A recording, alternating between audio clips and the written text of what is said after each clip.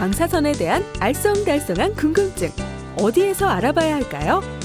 국가방사선 비상진료센터의 방사선 영양 클리닉을 찾아가 그 해답을 찾아보겠습니다.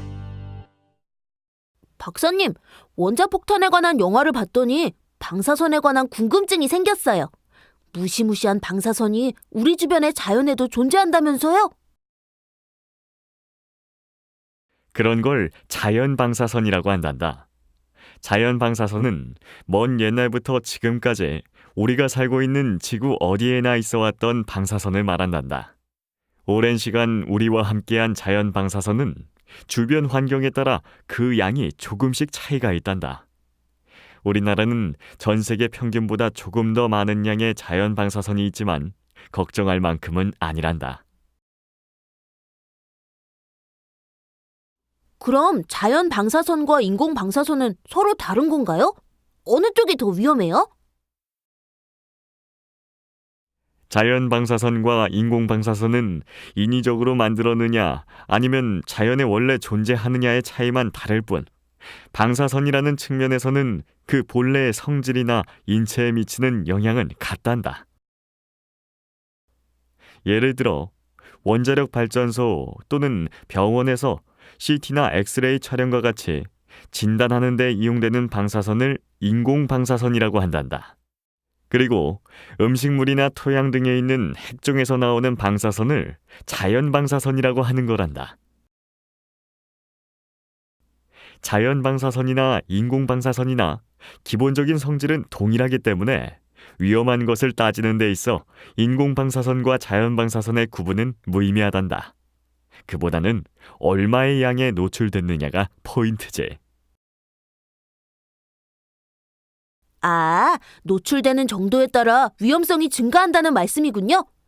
그러면 소량이라도 우리가 매일 먹는 음식에 방사선이 있다면 계속 쌓여서 위험한 게 아닐까요? 대부분의 사람들은 방사선 수치가 0이 아니면 위험하다고 생각하지만 자연방사선과 함께 생활하는 현대인에게는 방사선 수치 제로는 불가능한 일이란다. 예를 하나 들어볼까? 우리나라보다 연간 자연방사선이 3배 이상 높은 브라질 지역 주민들에게서도 아직까진 방사선 피폭에 대한 건강 문제가 확인되지 않았단다. 방사선의 영향을 받는 것도 개인차가 있고, 지금껏 우리는 자연방사선과 공존해온 것으로 보아 자연방사선이 위험하다라고 쉽게 단정지을 수 없는 것이지. 박사님, 근데요, 최근 언론에 라돈이라고 자주 나오잖아요. 이 라돈은 위험하지는 않아요? 라돈은 땅속의 천연 방사능이 공기 중으로 스며나온 것이란다. 자연방사선 노출의 많은 양을 이 라돈이 차지한다고 보면 된단다. 하지만 라돈이 걱정된다면 방사선 영양 클리닉을 방문해서 정확한 진단을 받아보는 것도 하나의 방법이지. 그리고 라돈에 대한 걱정을 덜 수 있는 손쉬운 해결 방법이 있지. 밀폐된 실내에서 창문을 자주 열어 실내 공기를 환기하는 것만으로도 라돈 농도를 낮출 수 있으니까 자주 환기를 시키기만 해도 많은 도움이 된단다. 해외여행을 갔다 온 친구가 비행기를 타면 방사선에 더 많이 노출된다고 걱정을 하던데 사실인가요? 궁금해요.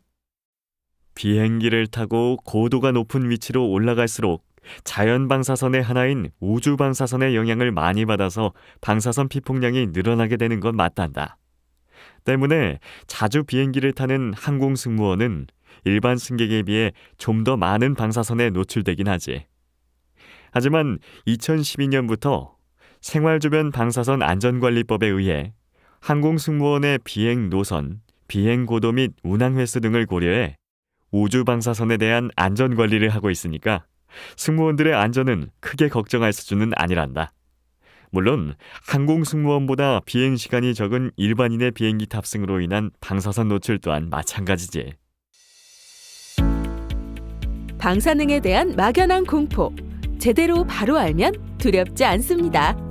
그래도 또 궁금한 것들이 있다면 국가방사선 비상진료센터 방사선 영양클리닉을 방문하시면 여러분의 궁금증을 속 시원하게 풀어드리겠습니다.